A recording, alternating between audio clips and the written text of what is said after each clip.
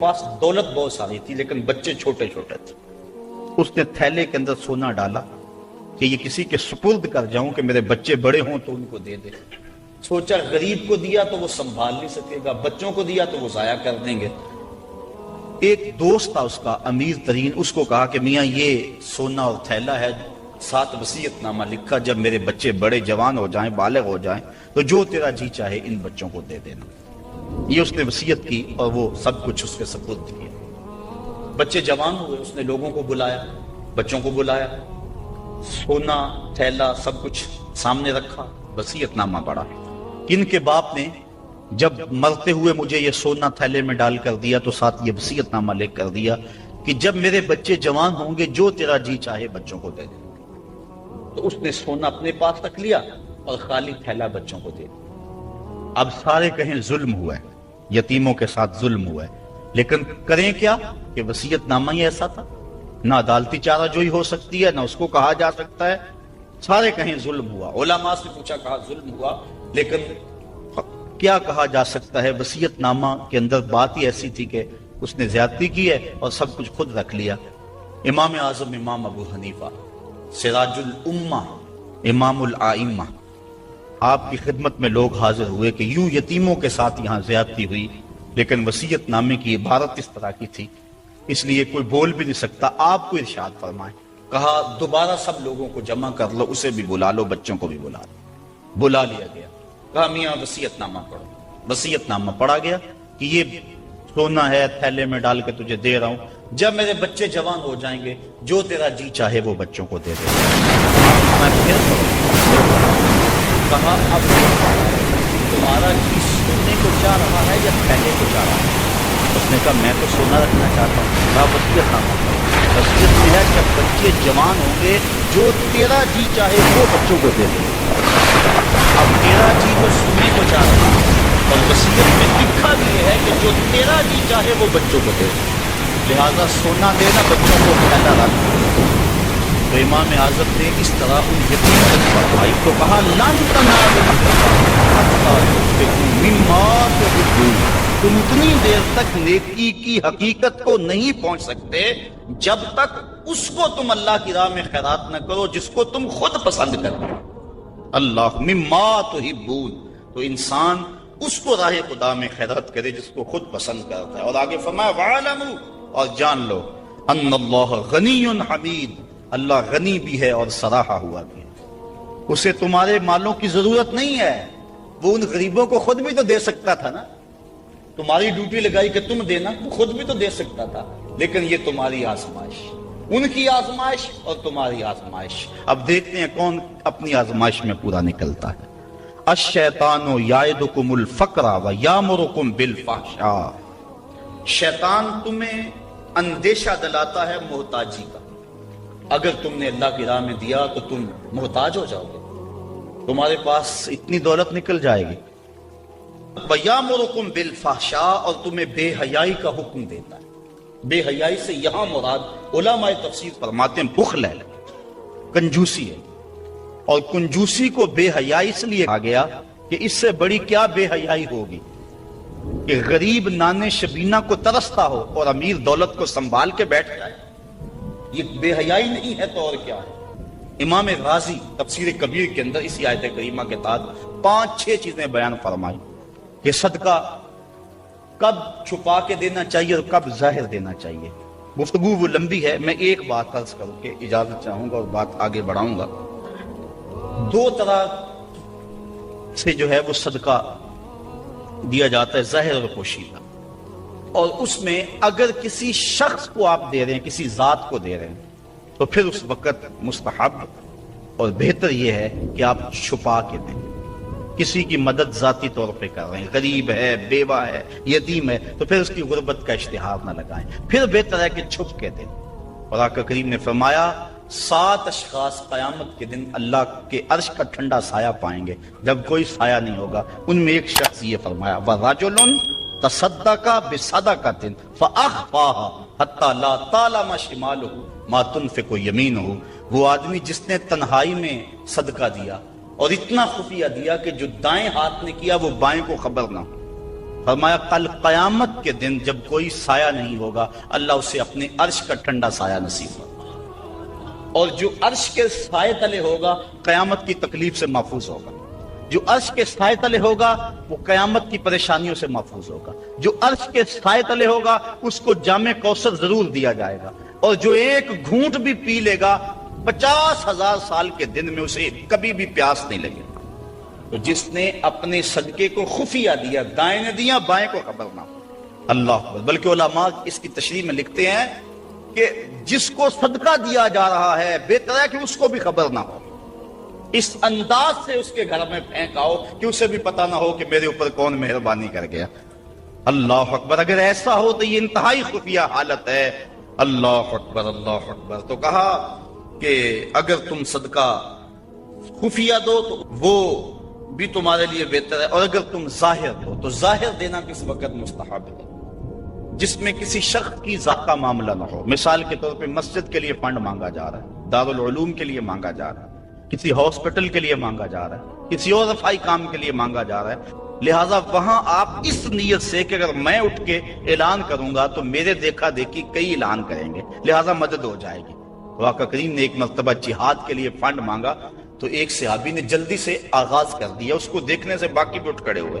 تو آقا کریم نے اس وقت فرمایا تھا من سنہ فی الاسلام میں سنتن حسنتن فلہ اجرہا، جس نے اسلام میں ایسے اچھے طریقے کو رائج کیا اللہ تعالیٰ اس کو اس کا اجر عطا فرمائے گا، اور اس کے دیکھا دیکھی جس نے اس کام کو کیا اللہ اس کا اجر بھی سے عطا فرمائے گا۔ تو اس نیت سے اگر ظاہر کر لیا جائے تو وہ زیادہ فضیلت والا ہے۔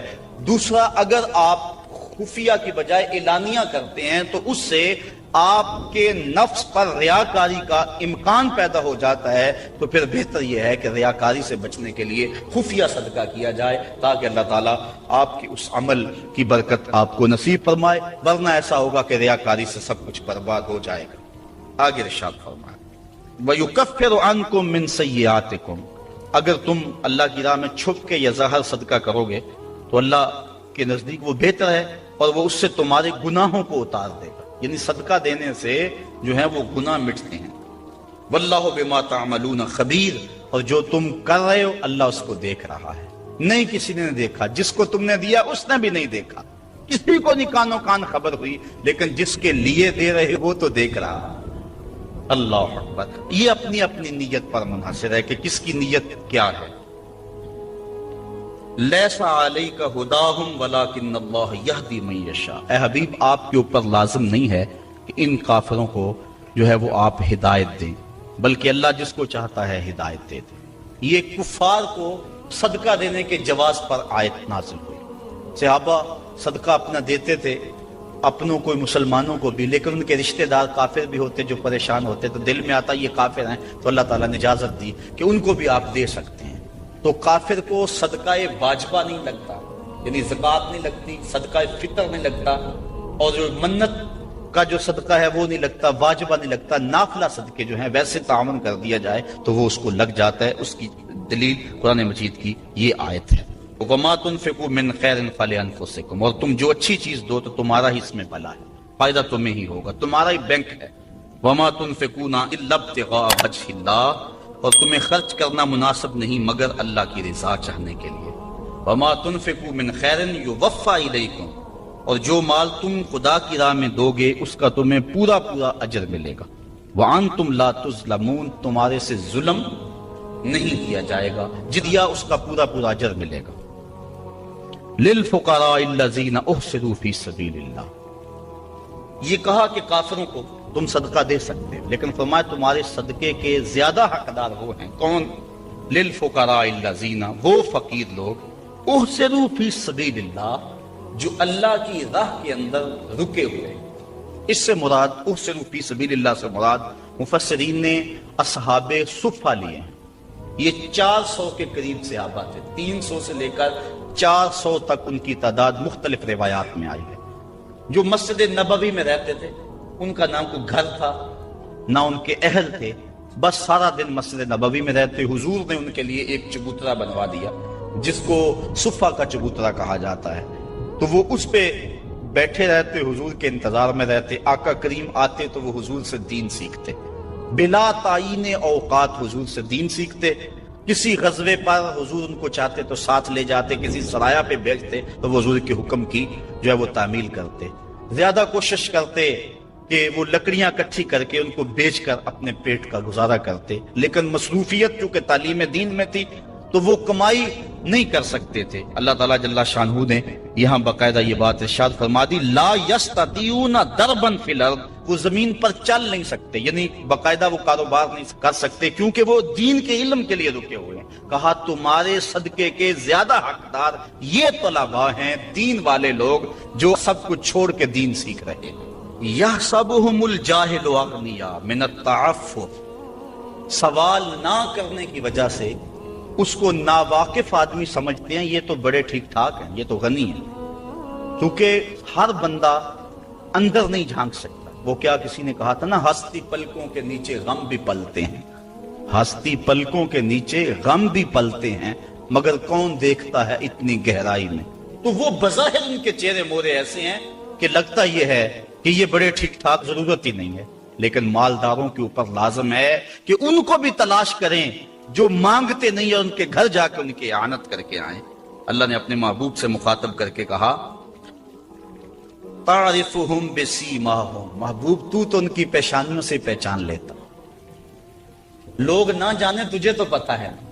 حضرت ابو ہریرہ رضی اللہ تعالیٰ عنہ باہر آ کے بیٹھ گئے، کہتے مجھے بھوک بڑی لگی ہوئی تھی اور اتنی بھوک کہ گزارا نہیں ہو رہا تھا، بیٹھا نہیں جا رہا تھا۔ میں نے کہا کوئی آدمی گزرتا میرے چہرے کو دیکھ کے پہچان لے گا۔ پھر ایک صحابی آئے، میں نے ان سے ایک مسئلہ پوچھا، وہ مسئلہ بتا کے چلے گئے۔ دوسرے آئے، میں نے قرآن کی آیت کے بارے میں پوچھا، وہ بتا کے چلے گئے۔ پھر دل و قلب و نگاہ کے مرشد اولین آ گئے۔ میں نے حضور سے مسئلہ پوچھا، حضور نے کہا ابو ہریرہ بھوک لگی ہوئی ہے؟ میں نے کہا ہاں حضور بھوک لگی ہے۔ پوچھا مسئلہ؟ آقا کریم میں بھوک لگی ہے، ہاں حضور بھوک لگی ہے، مسئلہ ہی یہی تھا۔ کہتے ہیں آ جاؤ میرے ساتھ آ جاؤ۔ پھر وہ روایت آپ علماء سے سنی کہ حضور اندر چلے گئے، اجازت دی۔ حضرت ابو ہریرہ فرماتے ہیں میں دیکھا دودھ کا ایک پیالہ پڑا، کہا ابو ہریرہ جاؤ جو صفہ پہ بیٹھے ان کو بھی بلا لاؤ۔ میں نے سوچا وہ 70 ہیں، اب دودھ کا پیالہ ایک، لیکن حضور کا حکم تھا، میں بلا لایا۔ کہا اب ان کو بلاؤ۔ کہا پریشان تھا، لیکن جب پہلے نے دیا میں سمجھ گیا حوض کوثر کی نہروں سے کنیکشن جڑ گیا۔ کہا کہ سب کہا 70 آدمی۔ اللہ اعلیٰ فرماتے ہیں ہاں جب آپ کیسا تھا وہ جانشین جس سے 70 سال کا دودھ سے گزر گیا۔ اللہ کہتے ہیں پھر حضور نے مجھے بلایا، کہا اور پیو، حتیٰ کہ میں شراب ہوا، حضور آپ نہیں پیا چاہتا۔ پھر آقا کریم وہ پیالہ لیا۔ استاذ المکرم فرمایا کرتے تھے یہ تو دیکھتے ہو کہ ایک دودھ کا پیالہ 70 کے لیے کافی ہو گیا، یہ بھی تو دیکھو کونین کا سردار اور 70 کا جوٹا پی رہا۔ اس پہلو پہ بھی ذرا نظر جائے۔ اللہ اکبر۔ تو کہا محبوب تم تو جانتے ہو ان کے چہروں سے، اللہ اکبر، کہ وہ لوگوں سے سوال نہیں کرتے۔ لا یسألون الناس الحافا، وہ لوگوں سے لپٹ کر سوال نہیں کرتے، بڑے خوددار ہوتے ہیں۔ عموماً ایسے لوگوں کی تلاش بڑی ضروری ہے کہ جو لوگوں سے سوال نہیں کرتے، ورنہ ہم نے دیکھا ہے کہ جو لوگ مانگنے والے ہیں، سوال کرنے والے ہیں، وہ تو لاکھوں روپے جمع کر لیتے ہیں، اور جو بیچارے عزت نفس کا لحاظ رکھنے والے ہوتے ہیں ان تک کوئی بھی نہیں پہنچتا۔ آپ دیکھ لیں اپنے معاشرے کے اندر سروے کر کے دیکھ لیں، یہ ہماری ذمہ داری ہے محروم تک بھی پہنچنا اور سائل تک بھی پہنچنا۔ اور یہ بات ذہن میں رکھیں کہ سوال کرنا یہ مومن کی شان نہیں ہے، بلکہ حضرت سیدنا صدیق اکبر جا رہے تھے تو آپ کا کوڑا گر گیا، گھوڑے سے اترے اور نیچے سے اٹھایا اور پھر بیٹھے۔ خادم نے عرض کی حضور آپ فرما دیتے میں اٹھا کے دے دیتا۔ کہا حضور نے سوال کرنے سے منع کیا، اس لیے میں نہیں سوال کرنے کی ہمت رکھتا۔ یہاں تک جو ہے وہ ہمارے جو ہے وہ اسلاف جو بزرگ جو ہیں صحابہ اس کا خیال رکھتے تھے۔ کچھ اعمال ایسے ہیں کہ ان کا سلسلہ ختم ہی نہیں ہوتا، ان میں سے ایک صدقہ جاریہ ہے، اور ایک حدیث میں اس صدقہ جاریہ کی تفصیل موجود ہے، جیسے کسی نے مسجد بنائی، کسی نے نہر کھدوائی، کسی نے کنواں کھدوا دیا، کسی نے قرآن مجید کو لوگوں تک پہنچا دیا، علم کی نشر و توبیع کی۔ تو یہ وہ اعمال ہیں جو صدقہ جاریہ کی صورت میں ہیں اور یہ ختم نہیں ہوتے. مجھے اور آپ کو صدقہ کی مختلف صورتیں وہ اختیار کرنی چاہیے. کھانا کھلانا بھی صدقہ ہے، لباس پہنانا بھی صدقہ ہے، حتیٰ کہ جو کمائی کر کے تم بیوی کے منہ میں رکھتے ہو وہ بھی صدقہ ہے، اپنے بچوں پر جو خرچ کرتے ہو وہ بھی صدقہ ہے. تم نے کھیتی لگائی اور چڑیاں آ کر کے دانے چگ گئیں، اللہ وہ بھی صدقے کے کھاتے میں لکھ رہا ہے. اللہ اکبر. تو صدقے کا بہت وسیع مفہوم ہے، کچھ دینے کے لیے نہیں ہے. کلمۃ الطیبہ، اچھی بات کر دینا، یہ بھی صدقہ ہے. راستے میں پڑی ہوئی چیز کو اٹھا دینا، اس کو بھی کہا چھوٹی نیکی نہ سمجھنا. تو مختلف صدقے کی صورتیں ہیں، سب ہمیں ادا کرنی چاہیے. لیکن ایک بہترین شکل صدقے کی صدقہ جاریہ ہے، اور وہ مسجد بنا دینا، وہ دارالعلوم بنا دینا، وہ نہر کھدوا دینا، وہ جو ہے وہ کنواں کھدوا دینا. حدیث میں آتا ہے جس طرح وہ آیت کریمہ نازل ہوئی، لن تنالوا البر حتى تنفقوا مما تحبون. تو بیرے ہا لے کر کے صحابی اس کا معاملہ لے کر آگے، حضور مجھے سب سے زیادہ محبوب یہی کنواں ہے، تو میں یہی اللہ کی راہ میں پیش کروں. اللہ اکبر. تو وہ صدقہ جاریہ کی شکل ہے. دور موجود کے اندر جن علاقوں میں پانی نہیں ہے، آر او پلانٹ وہاں لگا دینا، یہ کنواں کھدوانے کا دور موجود کے اندر ایک منظم طریقہ ہے. بلکہ ہمیں نیت کرنی چاہیے. میں تو پچھلے دن کہیں تھا تو تقریباً اہل خیر بیٹھے تھے، تو میں نے کہا تھا کہ آپ کو بھی کہتا ہوں، اور میں خود بھی اس کی نیت کی ہے، اور انشاءاللہ اللہ نے توفیق دی تو ہوگا بھی، کہ ہر شخص ہم میں سے ارادہ کرے، جس کے پاس مال ہے وہ تو کرے ہی کرے، جس کے پاس مال نہیں ہے وہ بھی کرے، اللہ سے مال دے گا. ہر شخص ارادہ کرے کہ میں زندگی میں کم از کم ایک مسجد تو بنواؤں گا، میں زندگی میں ایک جامعہ تو بنواؤں گا.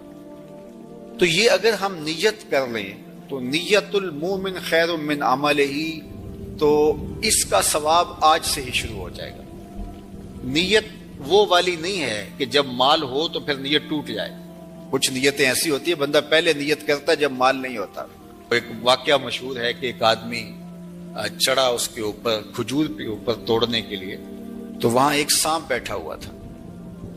تو اسے نہیں پتا تھا، جب خوشے کو ہاتھ ڈالنے لگا تو ایک خوفناک سانپ دیکھا تو ڈر گیا اور فوری نیچے سرکنے لگا اور کہا اللہ اگر اس سانپ کے قہر سے تو مجھے بچا لے تو تیری راہ میں اونٹ خیرات کروں گا. اور نیچے سرکنا شروع کیا. 10 15 20 فٹ نیچے ہو گیا، لیکن وہ ابھی بھی اس کی طرف غسیلی نظروں سے دیکھ رہا تھا. لیکن کچھ تھوڑا سا محفوظ ہو گیا. کہا مالک اگر تو مجھے اس سے بچا لے تو تیری راہ میں اونٹ خیرات کروں گا. یوں اترتے اترتے نصف تک آ گیا اور سانپ کا خطرہ بھی ٹلا نہیں ہے. تو کہنے لگا اللہ اگر تو مجھے اس سانپ سے بچا لے تو تیری راہ میں بکری خیرات کروں. پھر زمین کے تھوڑا سا قریب آ گیا اور کہنے لگا اللہ تو اگر اس سانپ سے مجھے بچا لے تو مرغی دوں گا. اور پھر چھلانگ لگاتے ہوئے کہا مالک میرے گھر میں ایک انڈا پڑا ہے وہی تیری راہ میں جا کے خیرات کر دوں گا. تو اونٹ سے چلا اور معاملہ انڈے تک پہنچا. یہ صادق النیہ نہیں ہے. اللہ کے محبوب علیہ السلام نے حضرت ابو کبشہ الانماری سے ایک روایت ہے، اس میں فرمایا لوگ 4 طرح کے، ان میں سے دوسری قسم کے لوگوں کا ذکر فرمایا وَرَجُلٌ رَزَقَهُ اللَّهُ عِلْمًا وَلَمْ يَرْزُقْهُ مَالًا. وہ شخص جس کے پاس مال نہیں ہے لیکن اللہ اس کو شعور دیا ہے، فہم دیا ہے، علم دیا ہے. آگے لفظ ہے فَهُوَ صَادِقُ النِّيَّةِ، لیکن وہ نیت کا بھی سچا ہے. وہ کہتا ہے کہ اگر میرے پاس مال ہوتا لَعَمِلْتُ بِعَمَلِ فُلَانٍ، تو جو مالدار لوگ اللہ کی راہ میں خرچ کر رہے ہیں میں بھی ایسے ہی کروں.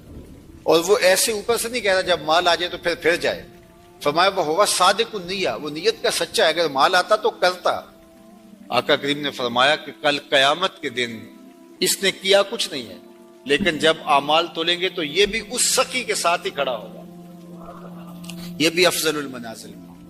تو نیت کر لینی چاہیے کہ صالح اعمال بجا لائیں، صدقہ کریں. اور صدقہ جاریہ میں مجھے آپ کو سچے دل سے اگر اللہ نصیب کر دے تو پھر یہ کوئی مشکل نہیں ہے، اور یہ سب کچھ یہاں رہ جانا ہے. اور وہ تو ہمارا کفن بھی میلا نہیں ہوتا کہ سب کچھ بانٹ لیا جاتا ہے. میاں صاحب بولے جاندی واری ڈرونا بنے ہوتے ہاتھ نہ لاندے ڈر دے، جنہ لئی تو پاپ کمایا جو کتھے نہیں